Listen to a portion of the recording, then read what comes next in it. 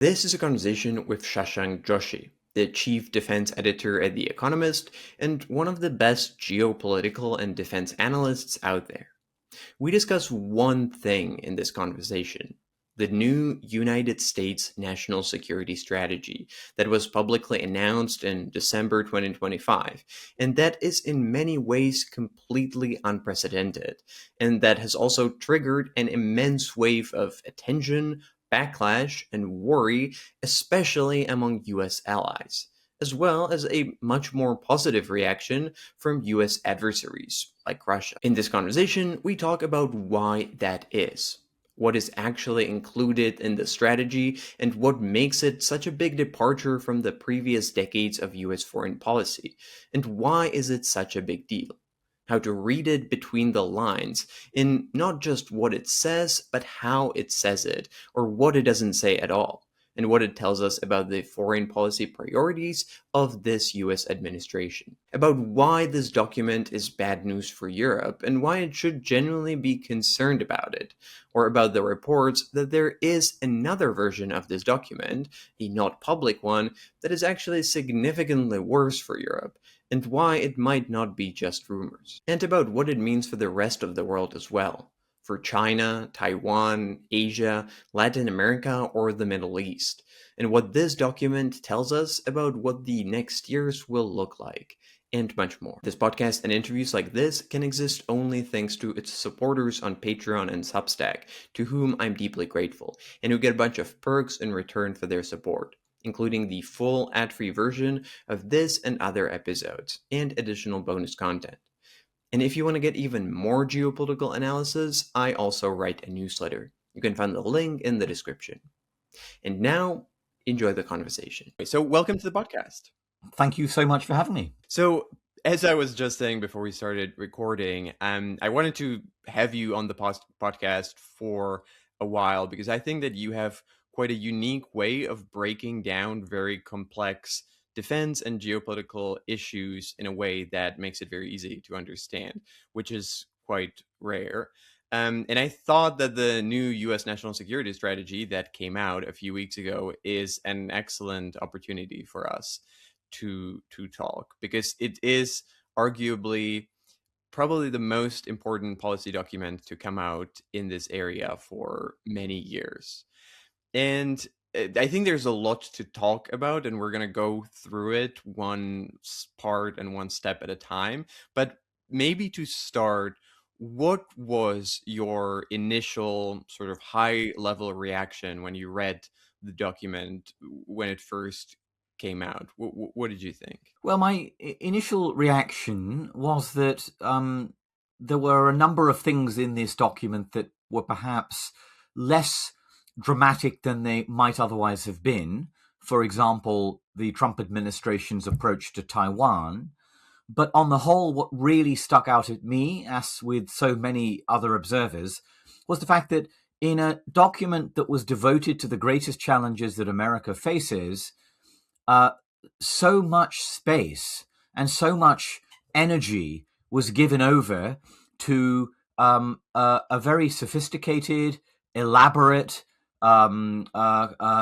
broad critique of European allies, incumbent governments, and the transatlantic relationship, not on the grounds of burden sharing, defense spending, but on much more fundamental grounds. And it was that profound critique of Europe that I think is clearly, for us sitting here in Europe, but I think perhaps even for America as well, one of the most important aspects of this document. Right. Yeah. When it first came out, the first thing that immediately popped into my mind was a throwback to J.D. Vance's speech in Munich earlier this year, because it was basically the same thing when everyone expected him to talk about defense and security and Russia, and instead he went on this criticism of Europe's civilizational decline. That's right. I mean, it was very much Vance-like. I think Carl Bildt, the former Swedish prime minister, described it as Vance on steroids, and I think there's some truth to that. Although what's interesting is first of all the timing, which is that since the Vance speech in Munich, we've had European leaders travel to the White House. We've had the Hague summit, the NATO summit in The Hague, in which Trump effectively endorsed the alliance, struck quite a positive note towards his European partners. And so this is a kind of reversal from where we've been in the transatlantic relationship. I think the other interesting thing about this is that this isn't just the vice president speaking. We saw President Trump say, not long after the publication of the NSS, many of the same things that are contained within it. For example, the idea that Europe is weak, the idea that Europe is decaying, I think was one of his words. And so it clearly is not just a fringe document written by some advisors like Michael Anton, the former policy planning chief in the State Department, who have since left. This is something that reflects the consistent and deeply held worldview of the President of the United States.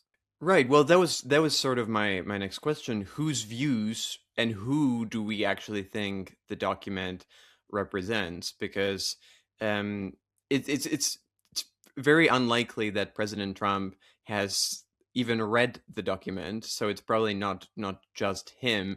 And the document itself doesn't actually say who wrote it.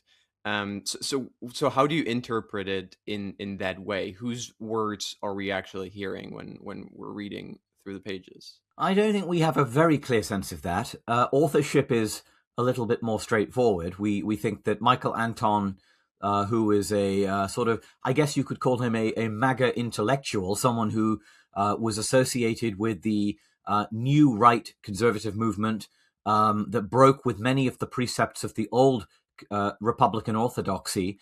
He wrote the document in his capacity as policy planning chief, but it was finished, maybe perhaps even shortened from an initial draft, by Mike Needham, who is his successor at the State Department. We don't know who else fed into it, though my colleagues suspect that this was not a document with wide consultation across the U.S. government, suggesting that this is not a highly developed interagency process.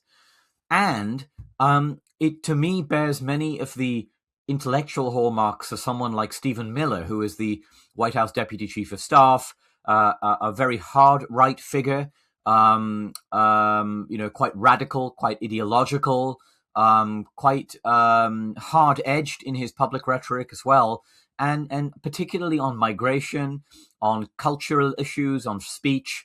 It does seem to have a lot of Stephen Miller's DNA in it, as far as I can see. Yeah, and that's one of the things that kind of came to my mind when reading the document, is that it sometimes feels like it was written by multiple people who all input their own things that they really wanted to have there, and then the document is kind of a combination of all of that. And so at one point it talks about kind of more traditional, what you would expect about resilience and foreign countering foreign interference, and then it goes into talking about supporting traditional families and dismantling DEI, and suddenly switches to something completely different. I think that's right. And what I find interesting is that on the, we've discussed Europe, but I'm sure we'll get around to discussing the centrality of the Americas, the Western Hemisphere in this document. And in that sense, the Americas and American posture in that region, the Trump corollary to the Monroe Doctrine, as it's described, that is an interesting area where it seems to me you get an overlap of these competing worldviews in the administration. For the MAGA crowd, you have a focus on borders, migration, drugs, all of the issues that are seen as domestic national issues that, in their view, should be the primary focus of U.S. foreign policy. And by connecting that to the threats coming from the Western Hemisphere, there is a kind of coherent connection, I think.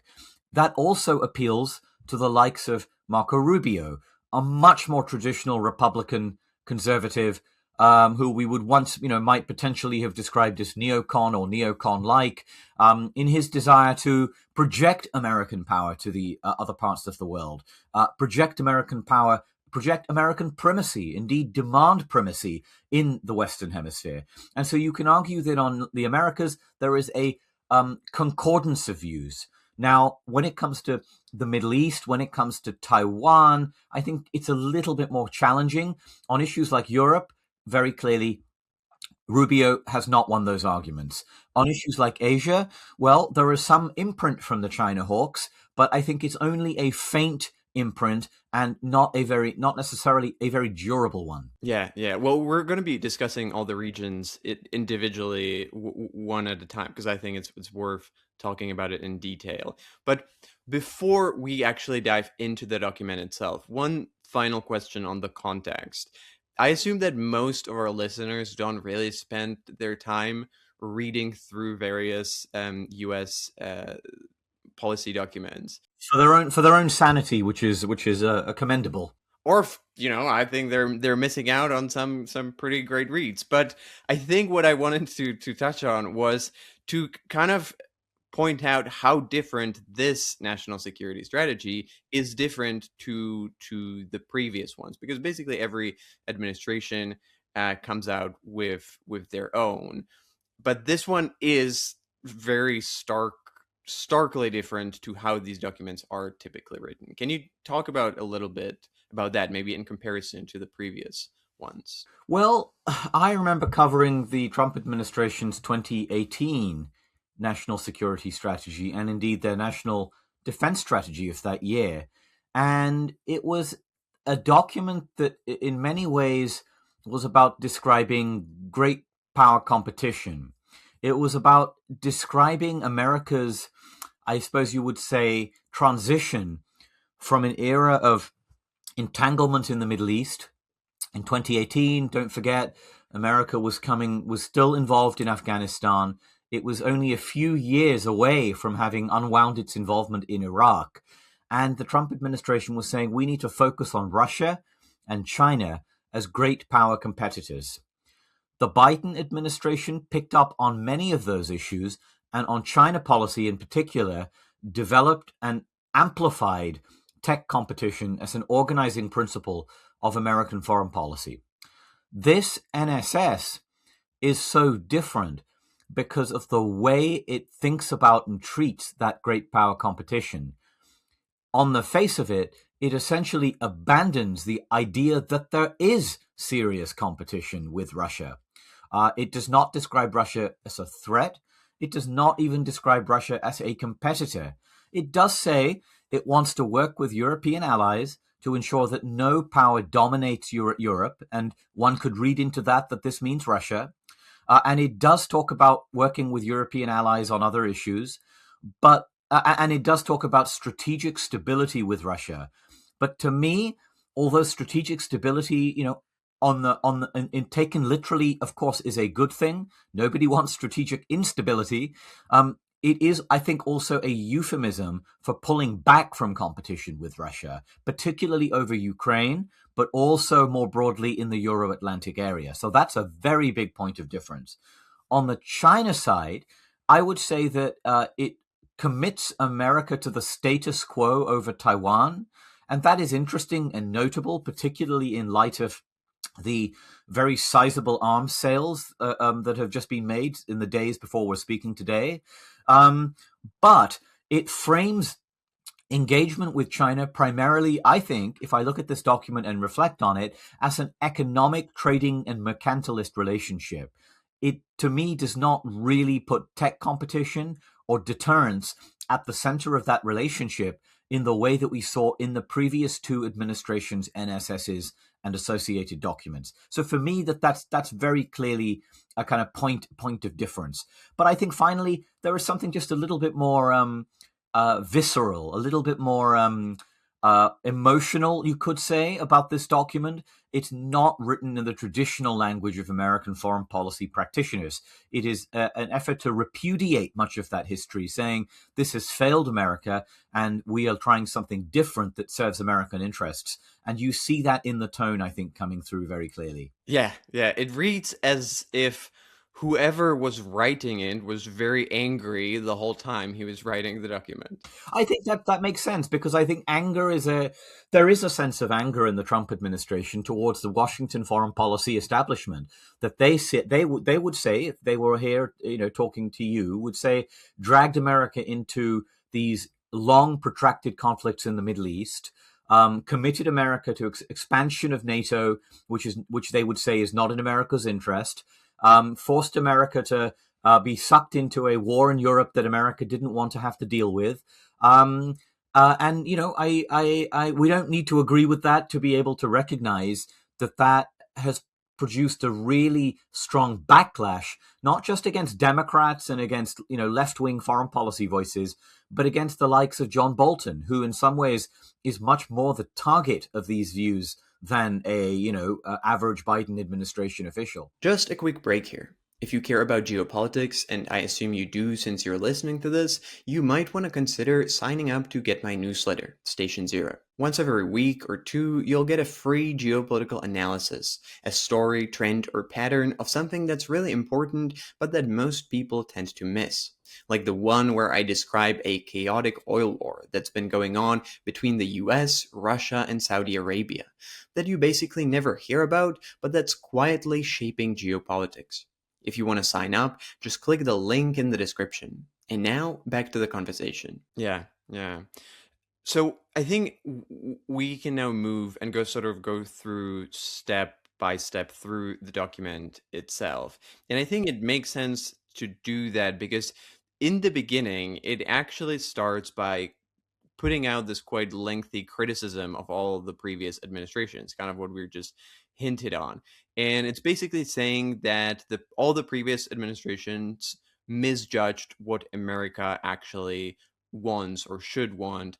And they're saying that it shouldn't concern itself with other countries unless they're a direct threat to its national interests.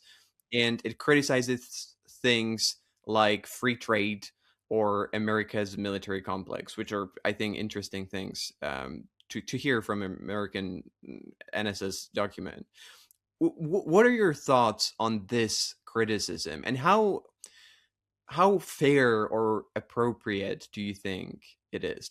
Is there a point in all Of free trade specifically? No, of sort of everything that they are criticizing the previous administrations for? I think there is, personally, some validity to this. I think there is validity to the idea that America was strategically overstretched, maybe not insolvent, but it was overstretched, trying to do too many things, and that it needed to prune some of these responsibilities in order to be able to sustain its policy in a effective and responsible way.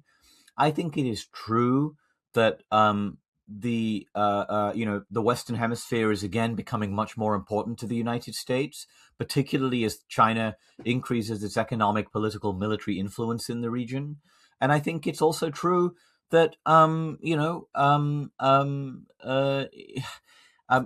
a sense, the old liberal trading order had some flaws, in the sense that it allowed China to grow rich, grow big, grow industrial, much bigger in industrial terms, whilst also hollowing out many Western companies and stealing intellectual property. I think that's all correct. Where I think that's wrong is to say that the Americas is the absolute focal point of U.S. policy to the detriment of these other areas.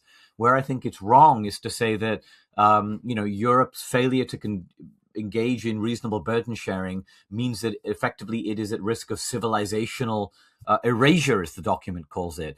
I believe that what America means is that there are too many ethnic minorities in Europe, and that they are changing the character of this continent in a way that is making it illiberal, in a way that is making it weak, is destroying its traditional strengths.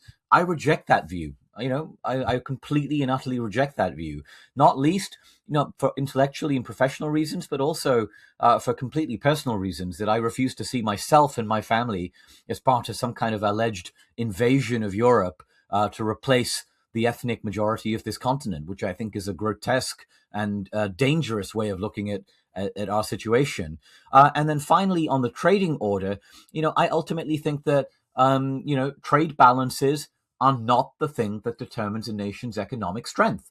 I reject mercantilism. I write for a newspaper that was founded on the basis of free trade, and you don't have to be a zealous and ideological free trader to see that an obsession with tariffs, with trade surpluses, is simply a repetition of so many of the great international economic mistakes that led the world to ruin in the 1930s. So yes, I'm sorry, a long answer, Dominic, but yes, I think there is a lot of valid points in here that have been exaggerated, stretched, inflated in ways that are quite toxic and dangerous. Yeah. No, I agree. I agree completely. And I think that this sort of is how this kind of symbolizes to me Trump's administration approach to policy across all areas. That they do pick, that they are able to spot some real issues that perhaps previous administrations have ignored, but often they respond with a completely wrong solution or completely over exaggerated solution to perhaps something that to perhaps a problem that has some real roots, but then the way they approach it is completely wrong. That would be my view. Now, of course, you could easily say that I'm also a representative of that failed foreign policy establishment, and perhaps that's right. But I just think that, look, even if you share the administration's premises, how can it be that actively working with far right parties in Europe to undermine incumbent governments, even if you dislike them, even if you disagree with them, how can that possibly help you achieve the kind of technological competition with China that you need and you say you want? How can it help you address global politics when your closest friends are being attacked and alienated?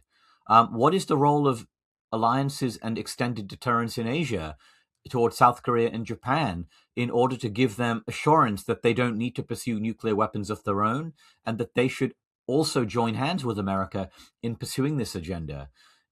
It looks to me like the ways and the means are simply not in line with the professed ends. And that, if you really wanted strategic stability in Europe, the way to do it would not be to consistently weaken, browbeat, and undermine, your most important partners in the continent. I completely agree with that. And that is kind of a contradiction that I thought about not just when reading this document, but when basically looking at Trump's foreign policy for a while. Do you think that people who shaped this policy, maybe people who wrote this document, are aware of this, what you just said? That what they're stating is that they would want, and the way they're approaching it, even just the way they speak about Europe, is probably not going to help them get there. Do you think that they're aware of this contrast? I don't know, and here I'm really speculating, but I suspect a few things are happening. First of all, a lot of this is performative.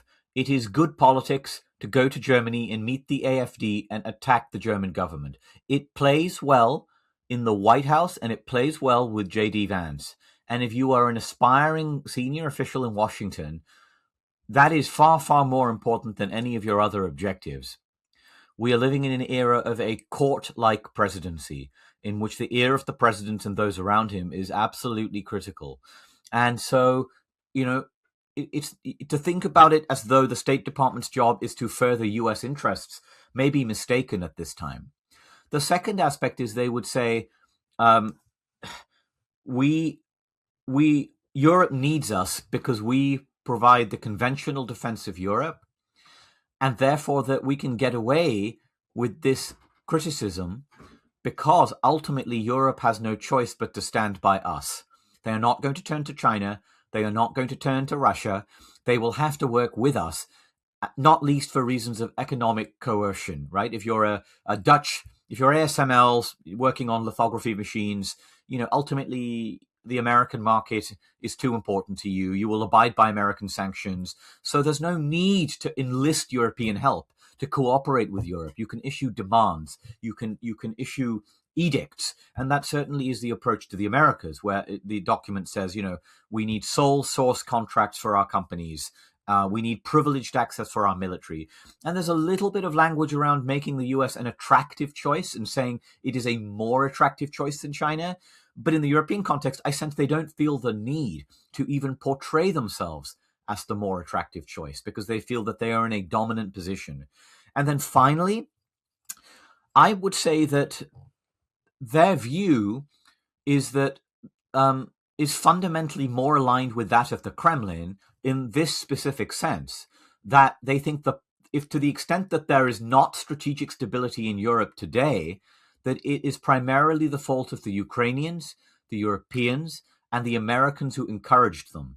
So, for instance, they would subscribe, I imagine, to the view that the Maidan revolution in 2014 was one of the root causes of this. They would subscribe to the view that NATO expansion has provoked a aggressive response from Russia that has then forced Europe to waste time and money in responding to it. They would subscribe to the view that Europeans are trying to prolong the war by supporting Ukraine and allowing it to resist the terms that the Trump administration is trying to lay down. If you believe all of those things, you don't need to cooperate with Europe. You need to bludgeon Europe into stepping down and accepting a deal in order to achieve a stable continent. If you take all these things together, I think that even if they accepted, they understood my criticism, they would view it in completely different terms that would allow them to show their policy as coherent. Yeah. The European section is just absolutely wild, and there's so much to talk about, and I want to get fully into it in more detail just a little bit later, because before that I want to step back a little bit and look at the basically before it gets to the regional regional sections. The document highlights 5 what they say are core vital priorities for America in terms of national security, which are basically Western Hemisphere and ensuring dominance in Western Hemisphere, trade, and what they call stopping foreign actors inflicting damage on the American economy, Europe, Middle East, and technology. If we just look at these 5 at this list, because just looking at what they chose as the 5 key priorities, what do you think about this choice of those priorities? That this is how they phrased it. This is the things that they've put on this list as the things that are most important. What do you think? What do you think about that? What do you think it says? I think that as a thematic organization, that isn't necessarily that unusual. That seems to, that would be a coherent way to categorize many of America's principal interests. The novelty is not in the choice of those topics, which would be consistent with other administrations, though, of course, the elevation of the Western Hemisphere, I think, is the perhaps most unusual aspect of this. You might not have expected the Western Hemisphere to get such outsized attention in any other previous document, and you see that not just in the document but in actual policy, right? The fact that there is a huge American armada in the Caribbean attempting to coerce Nicolas Maduro, the dictator of Venezuela, to step down. But tech, China, Europe, Middle East, very, very normal, I think. What might be missing from that list? Well, I would say the growing importance of nuclear weapons to American security and to global security, and the role that America plays in that through extended deterrence. Now, of course, some of that, we should say at this point, Dominic, that as you know, the NSS is one document, but it's a kind of one that sets out the basics, and it is supposed to be followed by a national defense strategy, an NDS, which, and in addition to that, a nuclear posture review, an NPR. The expectation was the Trump administration would put the NPR, the nuclear posture review, into the NDS, but we haven't seen it yet. There are some indications, now that the NSS is out, it'll come out. So we may see more of the nuclear deterrence aspects in this. But what people noted, for example, when you look at this entire document, Which country, which American adversary is not mentioned a single time? Well, it doesn't actually mention either China or Russia. It doesn't specifically names them as adversaries. You're no, sorry. You're quite, of course, you're quite right to say that it doesn't name them as adversaries. But what I was getting at is North Korea does not appear at all. North Korea does not appear a single time, and that's interesting given how significant North Korea was as a security challenge back in the Trump first term. Given how their nuclear arsenal has grown since then, the idea that South Korea is a model ally, as Pete Hegseth put it in a subsequent speech, it's strange when extended deterrence of South Korea is so important to US security policy. What lesson would you take from that if you were sitting in South Korea or Japan? I think you would think, well, either this is a oversight through negligence, which is entirely possible given the drafting process that we discussed earlier, or it sends a signal that America just isn't that interested in extended deterrence, which fits with the document's overall sense that America needs to pull back from many of its responsibilities to be more strategically solvent. Yeah, yeah. I think let's maybe move to the actual regions, and we can look at the most important one, which is basically Europe, Asia, and Western Hemisphere, one by one. And I think it makes sense to start with Europe because I think that for both of us, that was by far the most shocking and probably the most important section, and the one that that triggered by far the most reaction and backlash, because it is.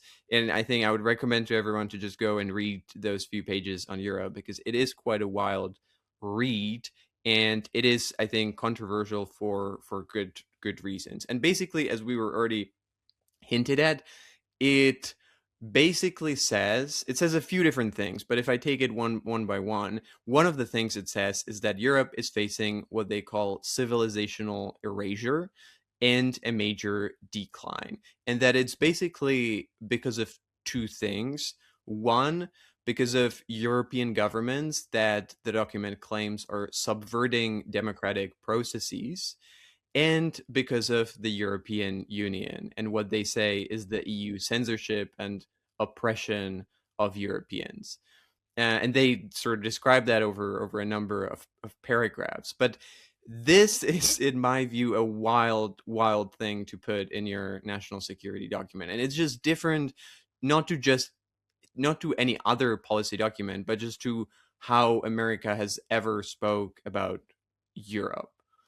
What are your you've already expressed some of your thoughts, but I think it's worth discussing it a little bit more. What are your thoughts on this?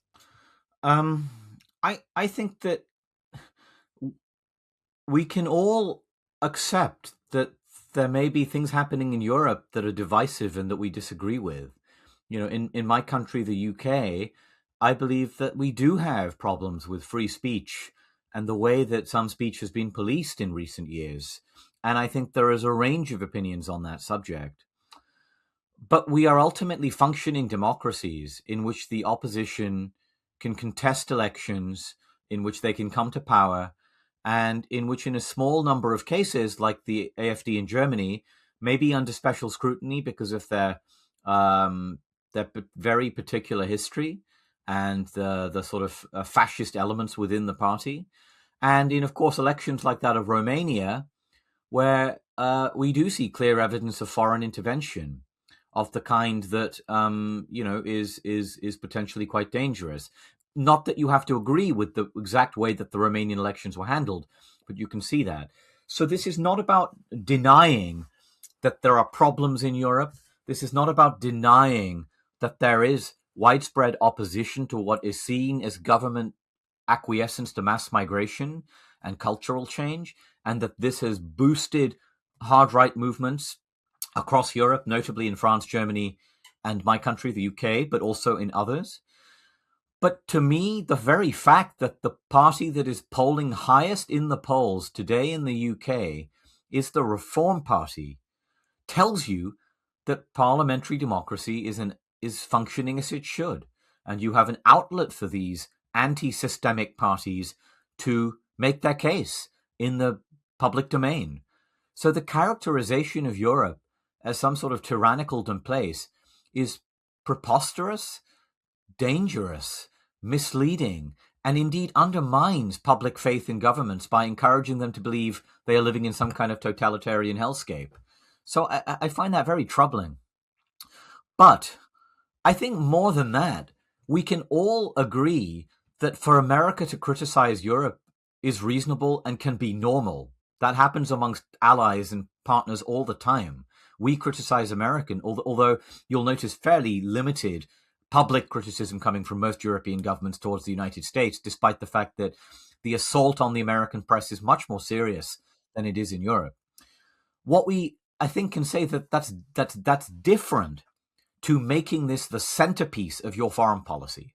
You know, I encourage people to look at the X timeline of the Undersecretary of State for Public Diplomacy, Sarah Rogers. What has she been posting about for the last 2 weeks? It is almost exclusively attacks on Europe. It is almost exclusively support for the AfD. It is almost exclusively continual criticism of Europe. Is it mixed in with concern for Russian democracy and Russian free speech? Of course not. There's not a word on that. Is it mixed in with any positive affirmation of cooperation between Europe and the United States? Absolutely not. So this does not look like a statement of concern among friends. This looks like a concerted, ideological, zealous assault on Europe, far disproportionate to the problem and completely at odds with any criticism of adversaries like Russia, who, of course, are genuine dictatorships. And I think to Europeans, what lesson do we take from this? Well, I take the lesson that this administration has a profound antipathy and hostility to Europe. And would you really come to the aid, in terms of abiding by Article 5 obligations, of allies whom you believe are civilizationally bankrupt, are repressive, are tyrannical, are corroding? Why would you come to the aid of countries like that? And what does that therefore tell us about the credibility of American security guarantees today? I think it tells us a very concerning story. Thank you for listening to the free part of this interview. The conversation is not over yet, but the next part is only for the paid members on my Patreon or Substack. I try to make the best possible geopolitics content, and I put a lot of effort and time into this podcast. And there's quite a lot of costs that I have to pay that are associated with it. It's the supporters on Patreon that allow me to do all that, and making part of every single interview exclusively available only for them is my way of saying thank you, since without them, it just wouldn't exist. So if you want to listen to the rest of the interview, ask questions to guests who appear on the show, or myself, get bonus content and my own takes on geopolitics, become part of an active community of geopolitics enthusiasts, and most importantly, make the continued existence of this podcast possible, do consider becoming a supporter. It really helps. To join, you can find the link in the description or go to patreon.com/decodinggeopolitics.